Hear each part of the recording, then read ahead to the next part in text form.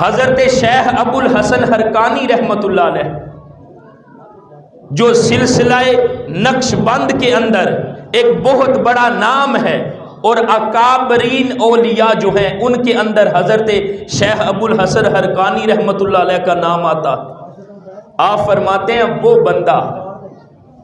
وہ بندہ جو کسی دن خود کو گناہ سے بچا لیتا ہے، یعنی آج کا جو سورج ہماری زندگی میں طلوع ہوا ہے یہ ایک دن آیا ہے۔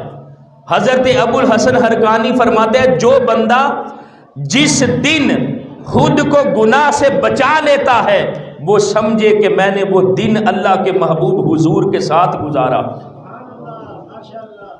جس دن بندہ خود کو گناہوں سے بچاتا ہے، اللہ کی نافرمانی سے بچاتا ہے، حضرت ابو الحسن حرکانی فرماتا ہے وہ بندہ یہ سمجھے کہ اس نے اپنا وہ دن اللہ کے محبوب محمد مصطفیٰ کے ساتھ گزارا ہے۔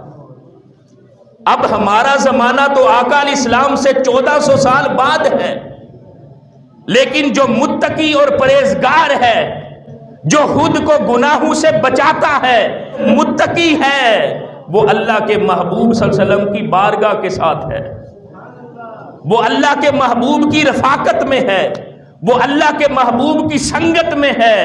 تو دوستان محترم، کیوں نہ ہم بھی اپنا ہر دن اس طرح گزاریں کہ ہمارا ہر دن اللہ کے محبوب کے ساتھ گزرے، ہمارا ہر دن اللہ کے محبوب علیہ السلام کی سنگت میں گزرے۔